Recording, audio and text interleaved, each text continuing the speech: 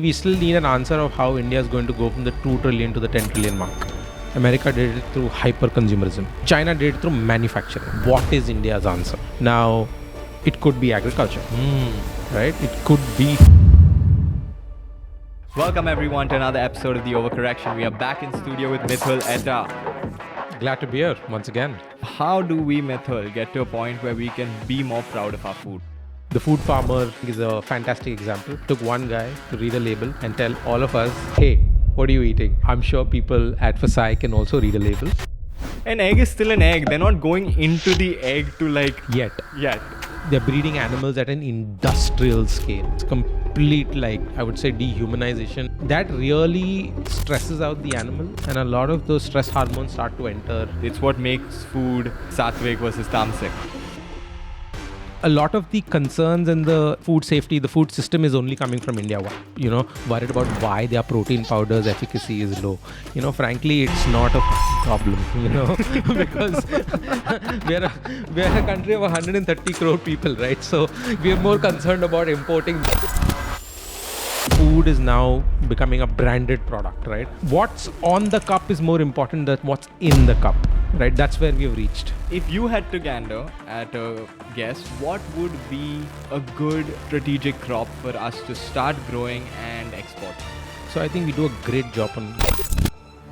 Guys, you heard it here first. Welcome everyone to another episode of the Overcorrection. We are back in studio with Mithul, Etta. Glad to be here once again. For those of you who missed the last episode with him, we did an episode on the culture of agriculture, talking about the lives of farmers, what their lives are actually like rather than, say, the film version we get to see and hear about, maybe overly dramatized. Today, though, we're going to get into India's food. Now, we all, or I personally, want to be more proud of our food. I want to consume more Indian products, but almost day after day, week after week, we're seeing reports of just from a finger found in an ice cream to packaged foods like protein products having absurdly bad efficacy ratings and a clear difference between some of the imported products versus the ones which are manufactured here. So how do we, Mithul, get to a point where we can be more proud of our food? Where does this problem start? Where does it end? Okay, let's get into it. So I think the first thing we have to understand that it's a food system. Okay. There are multiple different sub-networks that come together to get that food from a seed to your plate, right? And there are so many different points through which the food has to pass, and adulteration, like you said, finger in the food, and so on. There are so many avenues, right, that I think every meal is somewhere a roll of the dice. But that being said, I think a lot has changed, right? And Fasai, right, that's the body that governs effectively the food that goes into our goes both into our kitchens and into every commercial kitchen and so on and so forth. Everything is governed by them. They also govern what happens on the farm, right? So there's this one body. I think they've been doing somewhat of an okay job, right? I'm going to say it's horrible, right? But it's not great either. I think the food farmer, I think, is a fantastic example, right? Took one guy to read a label and tell all of us that, hey, what are you eating? I'm sure people at Fasai can also read a label, right? But all of them probably read a label, probably even consumed the product, but never bothered to, react to what's in it. So it's like the warning label on a smoke packet, right? Smoking is injurious to health. The warning labels on, or the nutrition labels on food is a lot like that. We look at it every day. We probably don't acknowledge it. We go ahead and consume it, right? So it took one guy to read it and sort of stand up and put it out there. And now everybody is interested in reading a warning label. And Fasai has actually now dictated that the main components have to be highlighted in bold, right? So that's a plus, I guess. How are they going to get around that?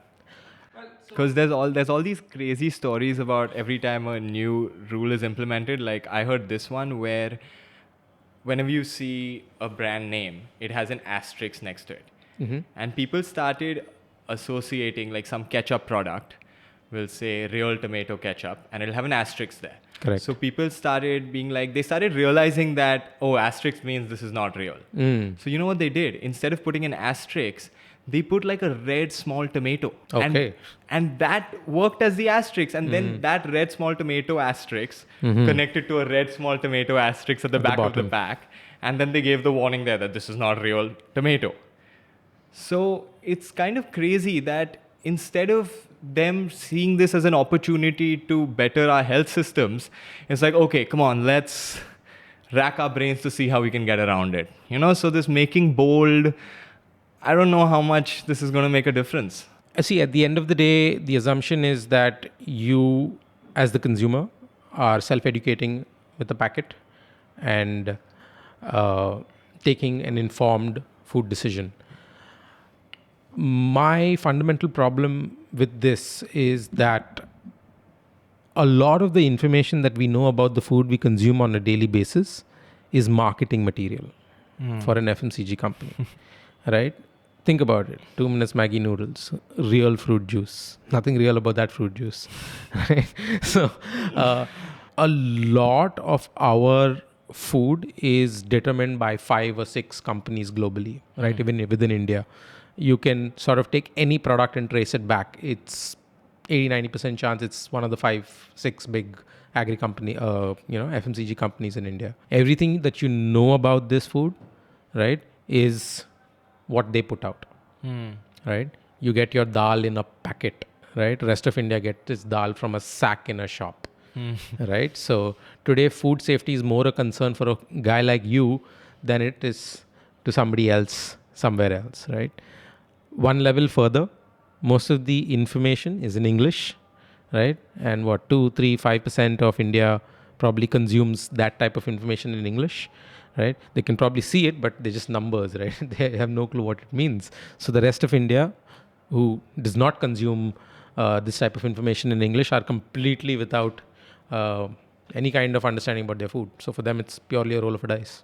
When we think about Indian food, the amount of aspirational consumption of Western products that exists in our market, combined with the fact that some of these Western products give you a different product in India than they do in the West. So Absolutely. That's like a crazy situation to be in also, right? So if you actually speak to, no diss on anyone, but your good old Gujarati auntie, she will buy imported products from Hirapanna. Why? Because those are not imported products, right? They aren't foreign products for the Indian market. They are products from either the Dubai market or the European market, which they have got through the grey market or however their means are, right?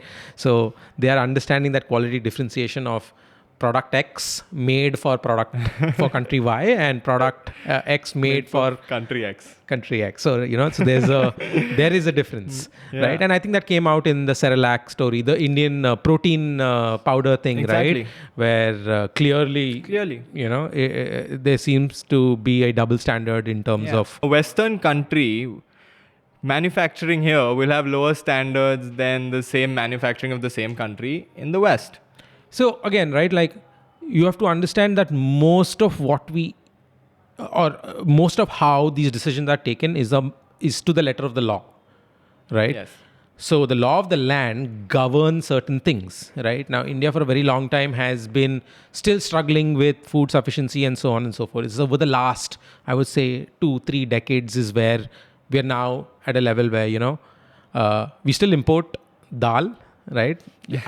I think we know that we are a net importer of dal, and a lot of people probably don't know that. But for a country, I love dal, right? A lot of people in India love dal, and we still continue to import dal all the way from across the world. I believe from Brazil, Canada also. Canada also, all the good old Punjabi folk over there growing and selling the dal back to us. So it's a strange country, but I think over the last 3 decades we have started to move towards a more structured system. I think the market for high quality foods, organic foods that you said, that has reached a critical mass that now, even though a large proportion of our country is not concerned with these issues, there's still a critical mass of people here that want those products now.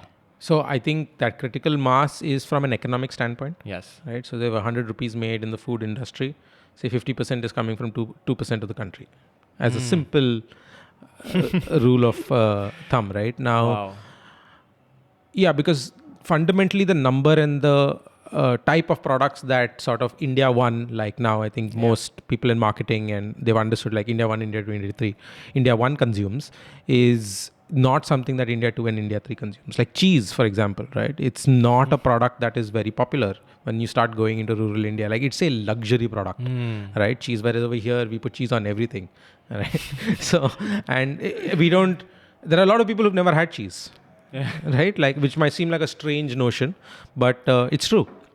So fundamentally a lot of the concerns and the around the food safety, the food system is only coming from India 1, right? And Yeah. they are very worried about why their protein powder's efficacy is low. Frankly, it's not a fucking problem, because we're a country of 130 million people, 130 crore people, right? So, we're more concerned about importing dal than Yeah, don't protein say powder this. I at want all. them to fix the protein powder. Yeah, I stopped consuming protein powders. Oh, well, because I was like, what's the point? yeah, I mean, trust, there is a massive trust deficit, right? And however messed up the food system gets, an egg is still an egg. They're not going into the egg to Yet, yet. right? Or that we know of. That we right? know. Until the next study comes. But so actually, let's touch upon that, right? So even with like sort of food products, right? There is a lot of genetics, there's a lot of biology related products that have come into even the like artificial insemination, right? Artificial insemination is a thing, right, in India, where for the cow to produce milk, it needs to be pregnant, right? For it to be pregnant, you need bull semen, right? Which, and you need good quality, right? So to make sure that the calf is productive and so on and so forth, the mother is productive and healthy and so on and so forth. But in a lot of cases, this starts to go too far, Okay. right? Like if you look at a lot of the cases in the UK, right, where they are breeding chickens, they're breeding, not just the UK, like in a lot of countries, they're breeding animals at an industrial scale, right? So that's complete, like, I would say dehumanization, but I don't think like, it qualifies for what those animals go through. And that really stresses out the animal, and a lot of those stress hormones start to enter the animal products, right, which then get passed on to human beings and which then start to translate into different kind of things. This is an idea that has sort of been echoed in traditional food science. This idea about the emotions of an animal Yes, absolutely. that is killed actually bleeds in. It's what makes food sattvic versus tamasic. Yes. And it's just so interesting to see now modern day cutting edge hormonal science for agriculture finding some overlap with these ideas. Yeah. I don't think we can go that far away from biology, right? Like the earth, right, is like, I feel human beings are the anomaly, right? Like if you eliminate, like say you Thanos instead of 50%, 100%, right? The earth will go back to, homeostasis, right? It will self-correct, oceans will rise, oceans will fall, things will cool, things will heat up, and everything will go back to normal, right? We'll get return of biodiversity, everything. Human beings are somewhere like the blight on the world, right? We've completely terraformed, right? Like what is Bombay? It's a mass of concrete floating in the ocean, right? Spewing stuff into once a river that we used to have in the city, right? Which, is now no longer exist. I don't fully subscribe to this idea because I feel humans are as much a part of this ecosystem as I just believe this tech is our way of expanding the environment. Now, we may be doing an awful job for the waterfalls and the lakes, but would you rather live in the jungle 10,000 years ago, or do you want this air-conditioned room? That 100%, right? See, when we talk about it, that's a very humanistic lens, right? Yeah. Like, where do we want to stay? Not when we're taking the entirety of, the sort of Earth into consideration. But So, I yeah. can't think of blighting out all the humans and No, of that course being not, not yeah. taking the earth. Like, humans are a very significant part of the earth. Yeah. So we have to find a solution in the middle ground. I don't even believe all the stuff we've done is wrong. Like this technological progress, albeit coming at a cost, I don't think it's wrong. I think Yeah. there are just places we need to correct. No, I think this was our journey till now, right? Yeah. Like we industrialized, and at that we were none the wiser. We used coal. We used what was available, Exactly. right? And now we are at a point where we can make better decisions. Yeah, people are being so judgy nowadays about it, but we've built this legacy as a Oh, yeah. species Fantastic. to reach here based on our 100 aggressive years, expansion. 200 years, like To this, off right. to this. Okay, it's Mumbai in the summer. You can be cold at 18 degrees inside. We've reached here and now people are like, oh, it's so bad that we're, Yeah. it's like, listen, give us some time to recognize the fact that, okay, we are doing it. All countries right now have huge environmental agendas. Any country taken seriously does not say F the environment, including India. India, in fact, is doing very well on our climate goals. Yes. Strangely, one of the best performers. America, strangely, said F the climate. When Trump was around, they pulled out of the climate agreement. Yeah. Now he's coming back, hopefully. Yeah. And I actually see, I saw a post. It was saying that India has the highest contribution of plastic waste. Oh, yeah. Right. Now, if you look at America's contribution of plastic waste and compare it to their population, it's not something crazily different. Mm-hmm. And these are countries that have built their entire economies on these products. aggressive, environmentally degrading capitalism. Yes. To now wake up and tell us to chill out in our developing years. Yeah, I mean, but it actually presents a great. So India's actually leapfrogged a lot of the, a lot of the technologies, right? Like we didn't have to go through all of that. So we're a big adopter of solar, big adopter of hydro, right? We get a lot of nuclear energy as well. I mean, very small percentage, but we're quite good with nuclear, right? So we have adopted a lot of the new technologies much faster. Yeah, just because they did a lot of crap doesn't mean we have to. I think I take UPI as one of the best. One of the things we just got right. Like we didn't manage to put a functional working ATM branch in every village, but we got everyone a cell phone and we got them UPI. Right now, we don't need a branch in any village. Right, so we've kind of leapfrogged that entire thing. Right, so yeah, like we were talking about, like America's all about credit card penetration. We were trying that here, and now UPI. It's on your phone. You already have it. Yep. Anyway, coming back to sort of the food system. We spoke briefly last time about how we can actually use agriculture strategically on almost in the geopolitical landscape. So I don't think we do a great job of it today, right? I think it represents a great opportunity for us to really become a very strategic, food supplier to the whole world, right? India is very well positioned, right, between the East and the West. We're quite literally in the middle of the world, so to speak. And given that you have the Himalayas and perennial rivers throughout our country, we have large food production belts that we can do, right? You have countries like Russia and China, right? Massive countries, 5, 6. I'm not sure how many times bigger than India, but the percentage of land that they can actually grow on is very small, right? The same ratio for India is much, much larger. So even though we are a much smaller country than them, right, we have a lot more land that we can actually grow on. That's one. The second thing is we are an agrarian country, right? Still, even though it no longer contributes to the economy as much as it should, I think it's down to 15, 16%. It used to be much higher. Services are now a much higher component. Agriculture comes in at around 15, 16%. We have so many people already engaged in agri and agri-related activities, right? Like 500 million people. Like we have more farmers than America has people.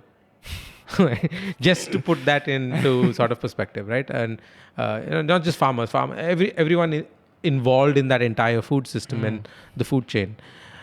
I think the infusion of technology into agriculture is the most important thing for us to do.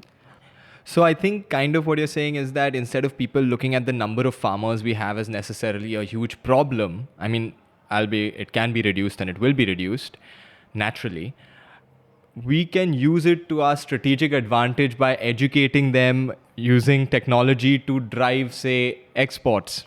Yeah. And instead of 100%. worrying what they're going to do, hey, we're going to sell, we're going to be a food resource for the world now. Yeah. Instead of 100%. thinking about these people as being like, oh, they're going to be left without jobs.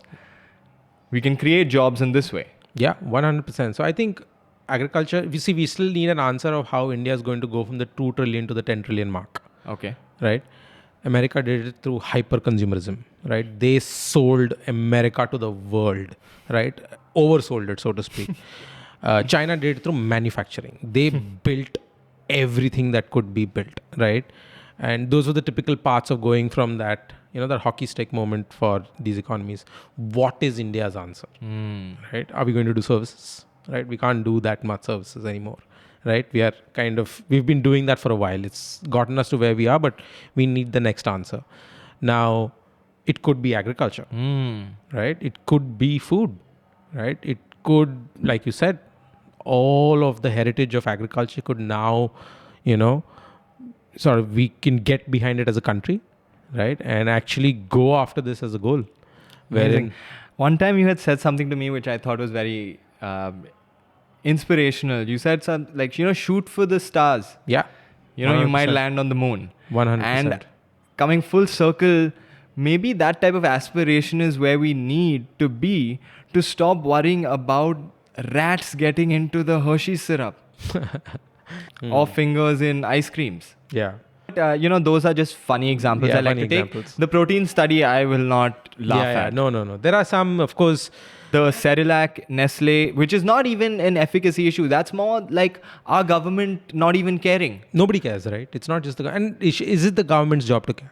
I think it's the government's job to care. Because, Why? see, Nestle is not going to. The free market has taught us that. They're going to optimize for the least common denominator. Yes. Right? And if the laws allow 6 grams of sugar, man, we are putting 5.99999 and saying we're below. Exactly, right? Like I said, spirit of the law.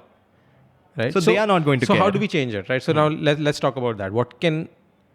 because the thing is, you're so helpless, right? What are you going to do? Are you going to stop having sugar tomorrow? You can't, right? Consumer activism is the only way you're going to get them to... right? Food Pharmer and the Bonvita story, right? Bonvita is forced to reduce the sugar, or at least tell us that they reduce the sugar. Yeah, right? And now other companies are doing it proactively. I'm not waiting for this Instagram reel. Right, like that. Like I said, right? What was that? That is nothing but consumer activism, right? Yeah. Where you are deciding with your money, right? Who gets it, right? Company A, company B, right? And why should company B get it over company A? You decide what is important. Yeah, and right? if you decide that just because it's a Western company manufactured here, you may not be making the right decision. Absolutely not, right? I think that's other challenge, right? Food is now becoming a branded product, right? Yeah, there is aspirational value attached to food. You told me this. The funny, okay, you have to tell the audience this story. Okay, so I'm in the airport. I'm taking a flight.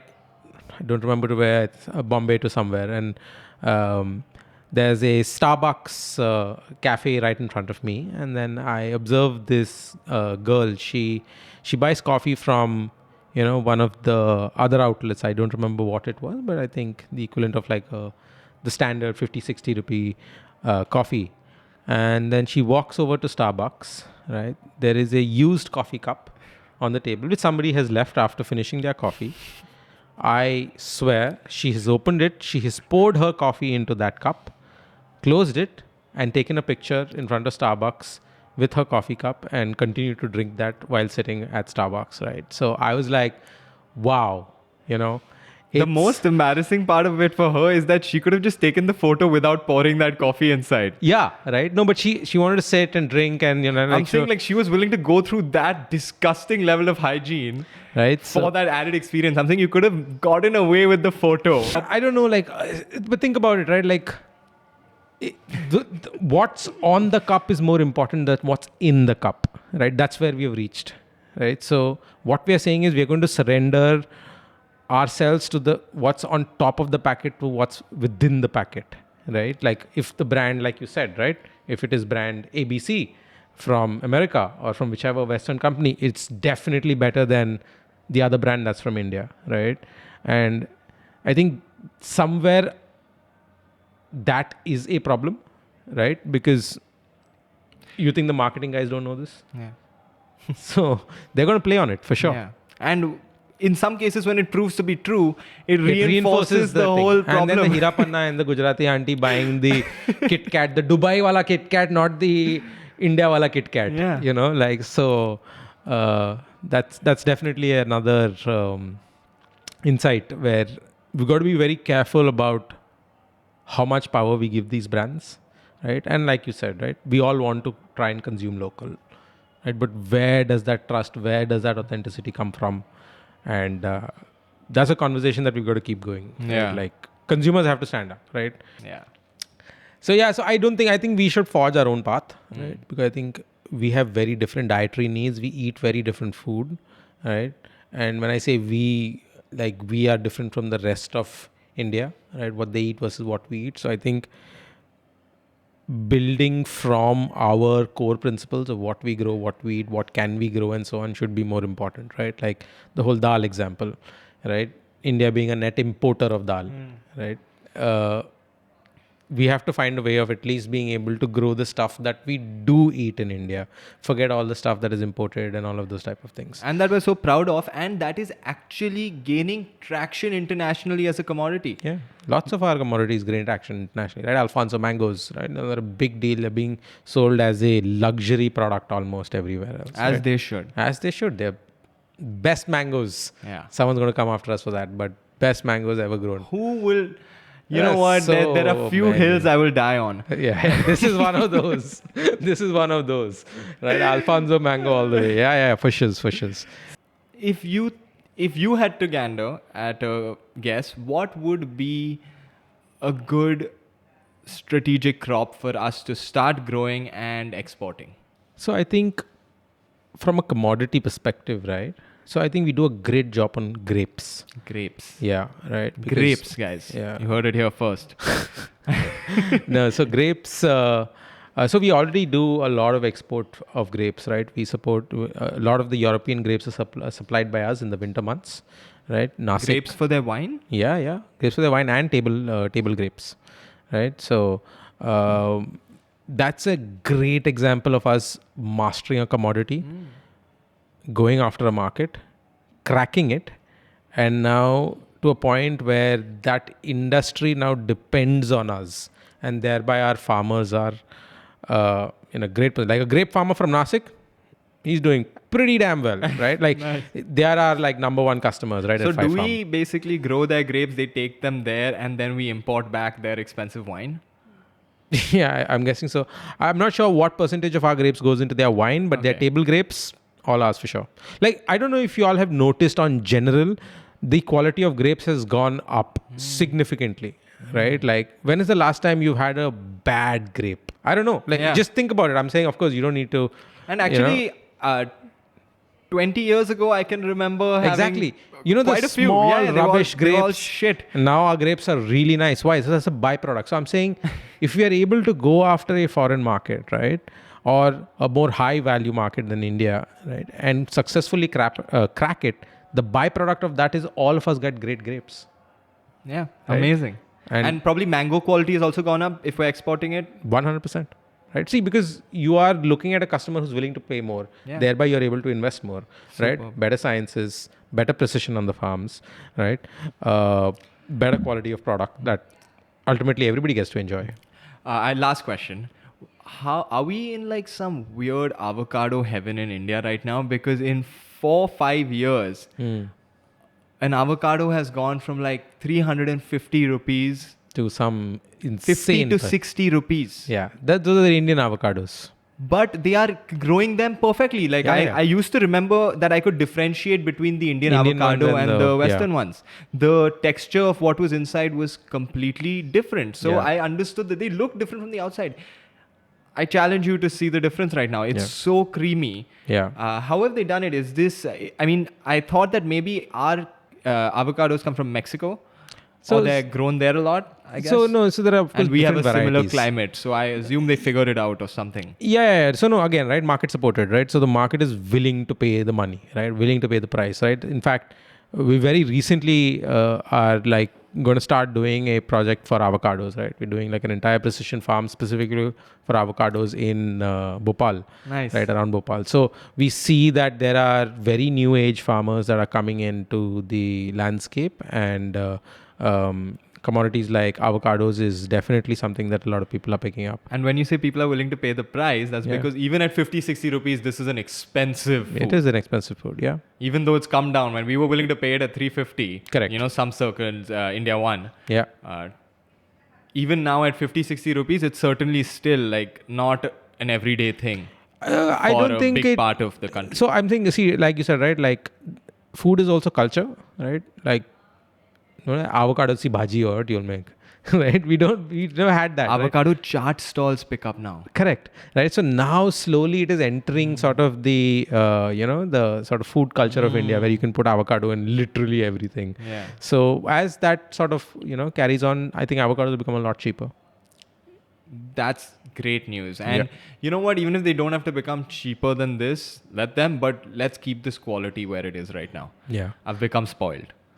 No. So I think quality is directly a market force, right? Like, if you are willing to hold your producer accountable for the quality and pay the price, right, which is justifiable for him to deliver the quality, he will, right? Avocado is really nutritious, but I do wonder how much I like it from that westernized thing, because it was this thing that you only got when you went abroad. Yeah. 15 years ago, you couldn't find. An avocado, very difficult. Yeah. But I think now in India there is nothing that you can't find, like, that is not available anywhere else in the world. Right? Mangosteen. Yeah, available. Yeah? Yeah, very much available. Oh, shit. Yeah, you can go and find mangosteens on the road, like rambutans, mangosteens. A lot more exotic fruits have started to come And into like the in a market. reasonable price A range. very, very reasonable price range, right? It's not like, exorbitant. So you think these are grown here, or we've got good trade deals? No, I think Thailand is one of the biggest producers of these exotic type of fruits, and they have a very good trade commission with India. So we import a lot of fruits from Thailand. Thailand is amazing on fruits, but still our mangoes are so much better. Like Thailand, their mangoes are just not the same. Yeah, they're just not an Alfonso. Yeah. It's a mango. It's not an Alfonso. So I You think need it with sweet sticky rice, and sweet then it'll sticky taste rice, good. and then it's brilliant. Yeah, but but anyway. it like the Alfonso is the Alfonso. Yeah, the Alfonso is the Alfonso. I think that's a great note to stop. I think that's a great note to end it on. Thank you, Mithul. Thank you for being here. Thank you for having me. everyone, I just want Mithul, where can we find you? Just the website for your company. Yeah, Phyfarm, phyfarm.com. So we are a precision agriculture company. Our mission, or what we intend to do, is to make precision farming the standard way we grow our food, right? What does that mean? How you take decisions on the farm should be governed by the data coming from your farm, right? Because every farm, every plot is completely unique, completely different. And what we effectively do is both the hardware and the software to be able to capture all of that data, and then sort of use that same data to control your irrigation and fertigation. So eliminates guesswork and gives you a good avocado. I was just coming to that. I was like, if you guys want avocados to stay as amazing as they are right now, and maybe then Mithul will also work on an Alfonso farm next. Passion Hopefully. projects. Yeah, 100%. So I think it's also sort of a passion project of mine, right? I feel food, agriculture, environment, climate, right? These are such like overly jargonized and esoteric domains of knowledge, right? I really want to break this down, right? I think a lot more people can be involved in both the conversation and the solutioning, right? As a consumer, as someone who wants to participate in the food system, the entire system. So that's something I'm actively looking at, figuring out how to bring a lot more people into the conversation and so on and so forth. So yeah, exciting Good, guys. things coming Everyone, up. please educate yourselves on food. Yeah. Okay, it's what you put No in your way body over. every day. I don't know if a change in government is going to affect you or not, but I do know that what you put into your body will. 100%. So on that note, I think that's a great note to end it on. That is a great note to end on. Thank you guys for watching. Please subscribe to the channel, and until next time. Until next time. Cheers.